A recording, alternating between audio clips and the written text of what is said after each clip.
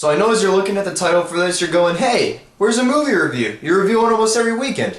Well, I got a funny story to tell you guys because I went to the mall today after one of my classes got out early today, and I went up and I was going to decide on seeing either Safe House, Journey 2, or hell, even go to get a ticket and sneak into Phantom Menace because I'm not giving any more money to George Lucas, I'll tell you that. But I just walked up, looked at the times, and I couldn't decide for some reason, so I just went off and spent the day at the mall with a couple of friends that I met up with, and it was just weird because I had never been put in a position where I just couldn't even decide whether I wanted to see a movie or not. That really shows how weak this weekend is for movies, and I can't even believe that because I've never really shunned off a movie weekend from its releases because they look so mediocre. I usually man up and do that, so I feel like I just lost some testosterone count, and now I have to redeem myself this weekend, so I promise you guys I will crank out a review of some kind this weekend. But don't worry, I told you guys I was going to bring you some kind of entertainment this weekend, and I promise that review will come sometime this weekend though, but in the meantime, it's DVD update time. These first three I got are three of my favorite movies of all time, and two of them are actually in my top 20. Wait, actually.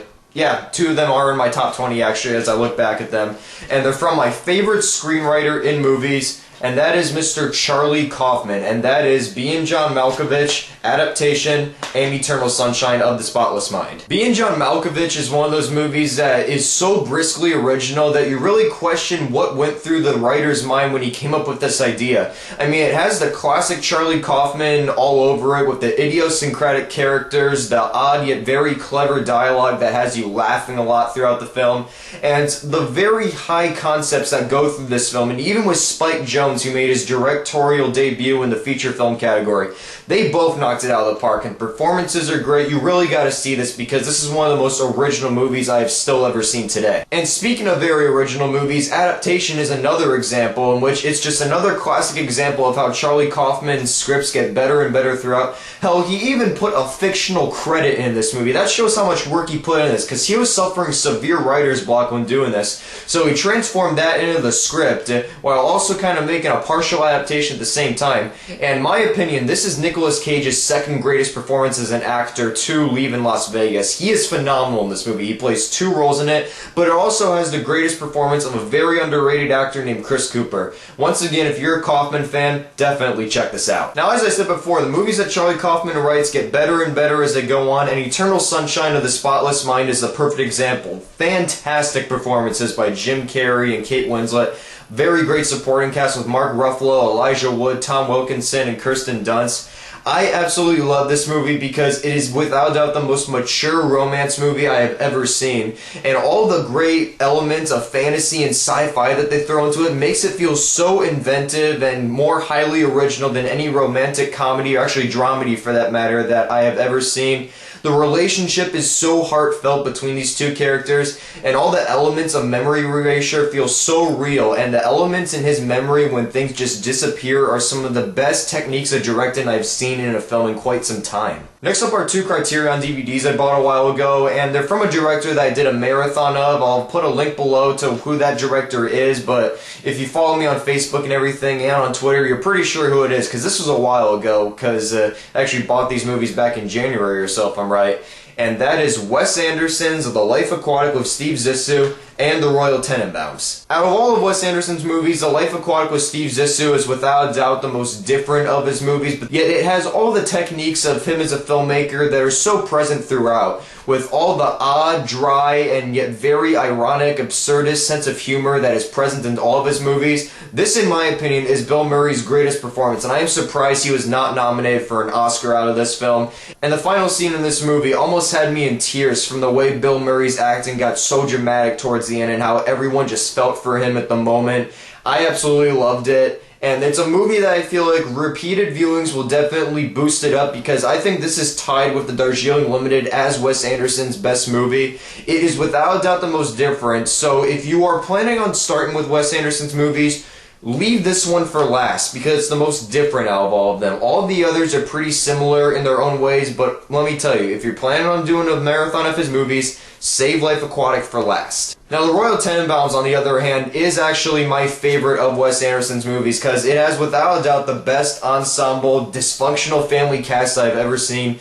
Gene Hackman is a revelation as Royal Tenenbaum in the film, but it also features a great performance by Luke Wilson as well. I feel like Wes Anderson actually directed him in his best performances, which is both this and in Bottle Rocket, another film that Anderson directed. I absolutely love this movie because it is so funny, yet so heartfelt throughout. It is very dark at times too, to say, where there will be instances where you're laughing 1 second and then you're on the verge of the misty eyes at times because of how dramatic in a dark way it gets at times. Yet, however, right after that can end, it ends with humor, and Anderson backs that up so well. It's one of the best dysfunctional family comedies, hell, even the best that I've seen, actually. And it's always going to probably stand as my favorite, but who knows, Moonrise King could top that, though. Next up is About Schmidt. This is by Alexander Payne. He's one of my top 10 favorite directors because he makes dramedies that feel so real life. This is one of Jack Nicholson's greatest performances. He's funny, yet extremely dramatic in his range. The last scene had me in tears at the end, and it just all feels so realistic, just like all of Alexander Payne's movies. All the characters feel so down to earth and genuine and profoundly realistic, and all these scenes that build up between comedy and drama, Alexander Payne builds those together so well, where you'll be feeling for the characters so much because of their rough past or the down on their luck lives that they had. You'll be laughing the next minute because of something ironic or funny happens at the same time. I just love this movie, and I think it's Alexander Payne's most underrated movie too. Definitely check this out if you're a Jack Nicholson fan. It's definitely one of my favorite performances of his, so please check this out right here. And the final movie I got, and this is out of my Joseph Gordon-Levitt craze because I finally saw 500 Days of Summer yesterday. I'll be writing up a review for that soon on my website to stay track of. And that is Brick. And I saw this movie back in either January or late December. And this is a feature film debut by writer-director Rian Johnson. And I think this is one of the best directorial debuts since Quentin Tarantino with Reservoir Dogs, Duncan Jones with Moon. This ranks up as one of the best without a doubt because it takes a setup that has been used deep into the past of cinema history, which is the hard-boiled detective genre, and it throws it into the present day in a high school in Southern California. And it does it so well. It pays homage to those things while also kind of parodying them at the same time with the over-the-top acting and the very fast-paced dialogue.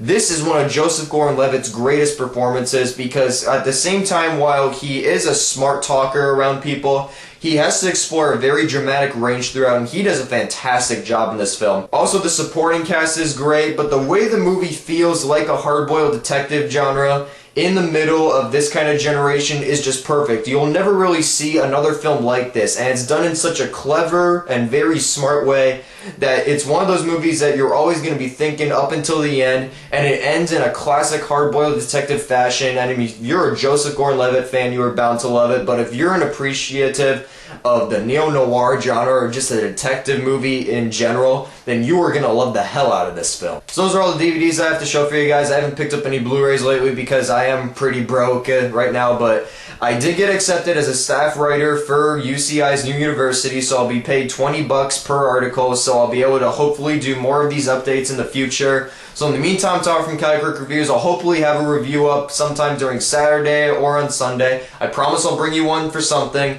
and I'll see you guys later. Goodbye.